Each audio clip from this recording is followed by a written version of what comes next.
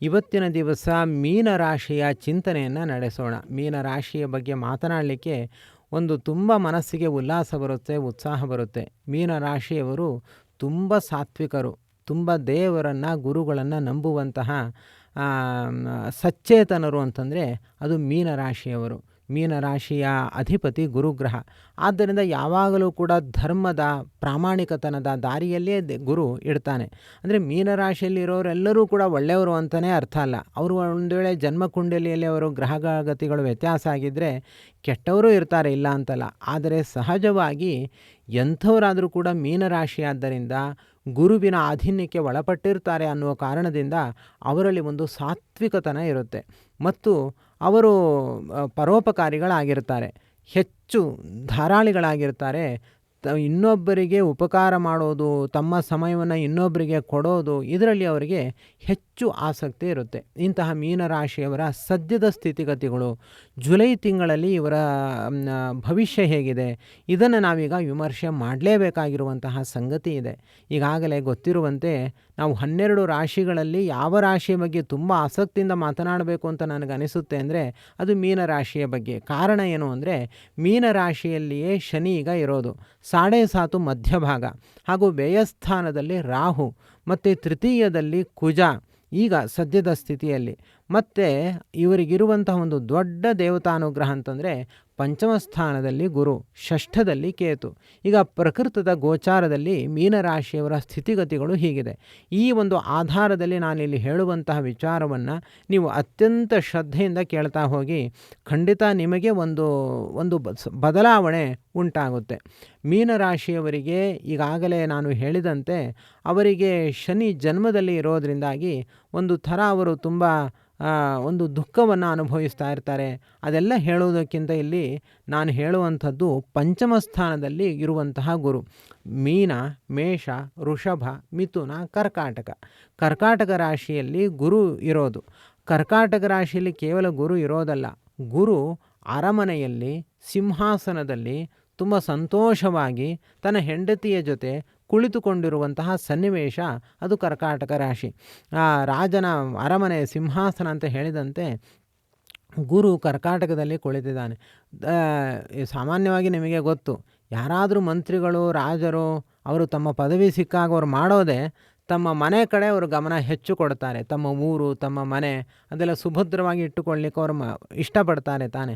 ಹಾಗೆ ಕರ್ಕಾಟಕದಲ್ಲಿ ಗುರು ಉಚ್ಚ ಸ್ಥಾನದಲ್ಲಿ ರಾಜನಾಗಿ ಕುಳಿತಾಗ ಅವನು ಒಳ್ಳೆಯದು ಮಾಡೋದೇ ಮೀನರಾಶಿಯವರಿಗೆ.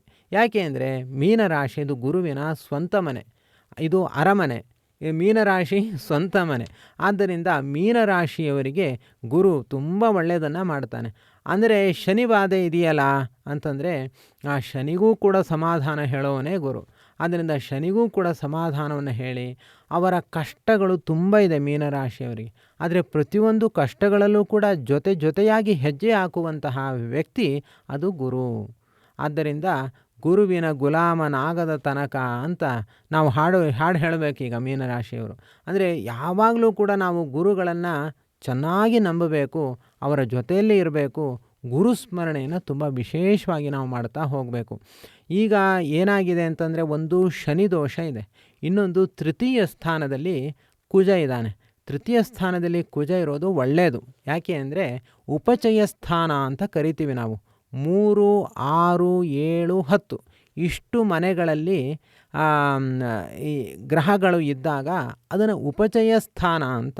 ಅಂದರೆ ಕೆಟ್ಟ ಗ್ರಹಗಳು 3 ಮತ್ತು 6ನೇ ಮನೆಯಲ್ಲಿ ಇದ್ದರೂ ಕೂಡ ಅವರು ಉಪಚಯವನ್ನು, ಅಂದರೆ ಮೊದಲು ಕಷ್ಟವನ್ನು ಕೊಡ್ತಾರೆ, ಆಮೇಲೆ ಅಭಿವೃದ್ಧಿಯನ್ನು ಕೊಡ್ತಾರೆ.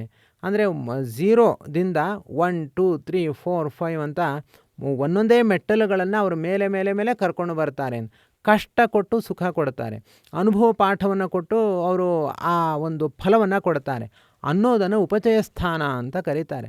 ಆದ್ದರಿಂದ 3ನೆಯ ಮನೆ ಏನಿದೆ ಅದು ಉಪಚಯ ಸ್ಥಾನ ಕುಜನಿಗೆ, ಅದು ಸಹೋದರ ಸ್ಥಾನ, ಅದು ಮಾತೃಸ್ಥಾನ, ಹೀಗೆಲ್ಲ ಕರೀತಾರೆ. ಅಲ್ಲಿ ಆ 3ನೆಯ ಮನೆಯಲ್ಲಿ ಕುಜ ಏನಿದಾನಲ್ಲ, ಆ 3ನೇ ಮನೆಯಲ್ಲಿರುವಂತಹ ಕುಜ ಒಳ್ಳೆಯದೇ. ಆದರೆ ಅಲ್ಲಿ ಶನಿಯ ದೃಷ್ಟಿ ತಾಗಿದೆ ಕುಜನಿಗೆ. ಶನಿಯ ದೃಷ್ಟಿ ತಾಕಿರೋದ್ರಿಂದಾಗಿ ಅವರಿಗೆ ಇದು ಸಮಸ್ಯೆಗಳು ಹೆಚ್ಚಾಗುವಂತಹ ಸಾಧ್ಯತೆಗಳು ಇದೆ. ಆ ಉಪಚಯ ಸ್ಥಾನ ಬರೀ ಕುಜ ಇದ್ದರೆ ಮೊದಲು ಕಷ್ಟ ಕೊಟ್ಟು ಆಮೇಲೆ ಸುಖ ಕೊಡ್ತಾನೆ ಅಂತ. ಇಲ್ಲೇನಂತಂದರೆ ಕಷ್ಟ ಕೊಟ್ಟು ಸುಖ ಕೊಡುವ ಸನ್ನಿವೇಶವೇ ಇರಲ್ಲ. ಕಷ್ಟದಲ್ಲೇ ಮುಗಿದು ಹೋಗಿಬಿಡುತ್ತೆ ಆ ನಮ್ಮ ಯೋಜನೆಗಳು, ನಮ್ಮ ಉದ್ದೇಶಗಳು. ಅಂಥ ಬಿಕ್ಕಟ್ಟು ಸ್ಥಿತಿ ಬರುತ್ತೆ ಶನಿಯ ದೃಷ್ಟಿ ಬಿದ್ದಾಗ. ಕುಜನಿಗೆ ಯಾವತ್ತೂ ಕೂಡ ಶನಿ ದೃಷ್ಟಿ ಬೀಳಬಾರ್ದು, ರಾಹು ಯೋಗ ಬರಬಾರ್ದು, ಕುಜನಿಗೆ ಯಾವತ್ತೂ ಕೂಡ ರವಿಯ ಯೋಗ ಬರಬಾರ್ದು. ಇದು ಖಡಾಖಂಡಿತವಾಗಿಯೂ ಜ್ಯೋತಿಷ್ಯದಲ್ಲಿ ಹೇಳಿಬಿಡ್ತಾರೆ. ರವಿ ಮತ್ತು ಕುಜ ಇಬ್ಬರು ಕೂಡ ಸ್ನೇಹಿತರು. ಒಂದು ವೇಳೆ ಅವರಿಬ್ಬರು ಒಟ್ಟಿಗೆ ಸೇರಿಬಿಟ್ರೆ ಇಬ್ಬರು ಸೇರಿ ಮತ್ತಷ್ಟು ನಮ್ಮ ಜೀವನ ಹಾಳಾಗಿ ಹೋಗಿಬಿಡುತ್ತೆ. ರವಿ ಜೊತೆ ಸೇರಬಾರ್ದು, ಹಾಗೆಯೇ ಶನಿ ಜೊತೆಯೂ ಕೂಡ ಕುಜ ಸೇರಬಾರ್ದು, ರಾಹು ಜೊತೆ ಕೂಡ ಸೇರಬಾರ್ದು. ಈಗೇನಾಗಿದೆ ಅಂತಂದರೆ ಶನಿ ಕುಜ ಪ್ರತ್ಯೇಕ ಇದ್ದಿದ್ರೆ ಯೋಚನೆ ಇಲ್ಲ. ಶನಿಯ ಜೊತೆ ಕುಜ ಸೇರಿರೋದ್ರಿಂದಾಗಿ ಆ ಶನಿ ತನ್ನ ಮೀನ ರಾಶಿಯಲ್ಲೇ ಇರೋದ್ರಿಂದಾಗಿ ನಾವಿಲ್ಲಿ ಚಿಂತನೆ ಮಾಡುವಂತಹ ಅನಿವಾರ್ಯತೆ ಬಹಳಷ್ಟು ಇದೆ. ಈಗಾಗಲೇ ನೀವು ತುಂಬ ಮಾನಸಿಕವಾಗಿ ಕುಗ್ಗಿದಿರೋ ಇಲ್ವೋ ಹೇಳಿ.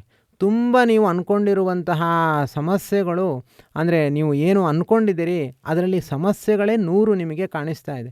ನಿಮಗೆ ಫಲಿತಾಂಶ 1 ಸಿಗುತ್ತೆ, 99 ನಿಮಗೆ ದುಃಖಗಳು ಕಾಣಿಸ್ತಾ ಇದೆ. ಮೀನರಾಶಿಯವರು ಇದು ಒಳ್ಳೆಯ ಕೆಲಸಗಳಲ್ಲಿ ಮುಂದುವರಿತಾ ಇದ್ದಾರೆ. ಎಲ್ಲ ಕೆಲಸಗಳು ಆಗುತ್ತೆ ಅನ್ನುವಷ್ಟರಲ್ಲಿ ಅವ್ರಿಗಲ್ಲೇನೋ ಸಮಸ್ಯೆ ಕಾಣಿಸಲಿಕ್ಕೆ ಪ್ರಾರಂಭ ಆಗುತ್ತೆ. ಅದಕ್ಕೆ ನಾವಿಲ್ಲಿ ಉದಾಸೀನ ಮಾಡಲಿಕ್ಕೆ ಆಗೋಲ್ಲ.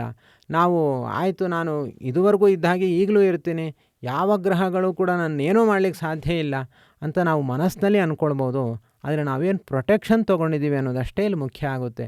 ನಾವು ಪ್ರೊಟೆಕ್ಷನ್ ತೊಗೊಂಡಿದ್ದೀವಾ? ಏನು ಪ್ರೊಟೆಕ್ಷನ್ ಅಂತಂದರೆ, ನಾವು ಪ್ರಾಮಾಣಿಕವಾಗಿ ಇರೋದು ಅಷ್ಟೇ ಅಲ್ಲ, ಅಷ್ಟೇ ಸಾಲೋದಿಲ್ಲ. ನಮ್ಮಲ್ಲಿ ಮಂತ್ರಶಕ್ತಿ ಬೇಕು, ನಮ್ಮಲ್ಲಿ ದೀಕ್ಷೆ ಬೇಕು, ನಮ್ಮಲ್ಲಿ ಶಕ್ತಿ ಬೇಕು. ಆಗ ಮಾತ್ರ ಗ್ರಹಗಳು ಯಾವತ್ತೂ ಕೂಡ ಭಾವನಾತ್ಮಕಗಳು ಗ್ರಹಗಳು. ಅಂದರೆ ಭಾವನೆಯನ್ನು ಅಪೇಕ್ಷೆ ಪಡುತ್ತೆ ಹೊರತು ಕೇವಲ ನಮ್ಮ ಮಂತ್ರ ತಂತ್ರ ಕರ್ಮಗಳನ್ನು ಅವರು ಅಪೇಕ್ಷೆ ಪಡೋದಿಲ್ಲ. ನಾವು ಅಂದುಕೊಳ್ತೀವಿ ಹೋಗಿ ಅದು ಯಾರು ಏನೋ ಜ್ಯೋತಿಷಿಗಳು ಪರಿಹಾರ ಹೇಳ್ತಾರೆ, ಪುರೋಹಿತರಿಗೆ ಹೋಗಿ ಇಷ್ಟು ನಾವು ದುಡ್ಡನ್ನು ಕೊಟ್ಬಿಟ್ರೆ ನಾನು ಎಲ್ಲ ಪ್ರಾಯಶ್ಚಿತ್ತ ಮಾಡಿಕೊಂಡು ಬಿಟ್ಟೆ ಅಂತ. ಏನು ಉಪಯೋಗ ಆಗೋದಿಲ್ಲ. ನಾವು ಮನಸ್ಸನ್ನು ಕೊಡಬೇಕು ಗ್ರಹಗಳ ಜೊತೆ. ಆಯಾ ಗ್ರಹಗಳ ಚಿಂತನೆಯನ್ನು ನಾವು ನಡೆಸಬೇಕು, ಅವರ ಬಗ್ಗೆ ನಾವು ತಿಳ್ಕೊಳ್ಬೇಕು, ಅವರ ಬಗ್ಗೆ ಗೌರವವನ್ನು ಹೊಂದಬೇಕು. ಆ ಗ್ರಹಗಳ ಮನಸ್ಸಿನ ಜೊತೆ ನಮ್ಮ ಮನಸ್ಸನ್ನು ಕನೆಕ್ಟ್ ಮಾಡಬೇಕು. ಕನೆಕ್ಟ್ ಮಾಡಿ ನಾವು ಅವರಲ್ಲಿ ಶಿಷ್ಯತ್ವವನ್ನು ವಹಿಸಿ, ವಿನಯವನ್ನು ವಹಿಸಿ, ನಮ್ಮ ಸಮಸ್ಯೆಗಳನ್ನು ಹೇಳಿಕೊಂಡು ಕೈವಡ್ಡಿ ಪ್ರಾರ್ಥನೆಯನ್ನು ಮಾಡಬೇಕು. ಮಾಡ್ತೀವಾ? ಮಾಡಲ್ಲ. ನಾವು 1 ಲಕ್ಷ ಹಣ ಖರ್ಚು ಮಾಡ್ತೀವಿ, ಈ ಕೆಲಸ ಮಾಡಲ್ಲ. ಬೇಕಾದ್ರೆ 2 ಲಕ್ಷ ಹಣ ಖರ್ಚು ಮಾಡ್ತೀವಿ, 1 ನಿಮಿಷಗಳು ಕೂಡ ನಾವು ನವಗ್ರಹ ದೇವಸ್ಥಾನಕ್ಕೆ ಹೋಗಿ ಸುತ್ತು ಬರ್ತೀವಿ ಹೊರತು ನವಗ್ರಹದ್ದೇ 1 ನಿಮಿಷ ಕುಳಿತು ಆ ಸೂರ್ಯದೇವರು, ಆ ಸೂರ್ಯಮಂಡಲ, ಅಲ್ಲಿ ಸೂರ್ಯದೇವರು ಜಗತ್ತನ್ನೆಲ್ಲ ನೋಡಿ ಹೇಗೆ ಸಂಚಾರವನ್ನು ಮಾಡ್ತಿದ್ದಾರೆ, ಅವರು ನಾರಾಯಣ ದೇವರ ಬಳಿ ಪಾಠವನ್ನು ಕೇಳ್ತಿದ್ದಾರೆ.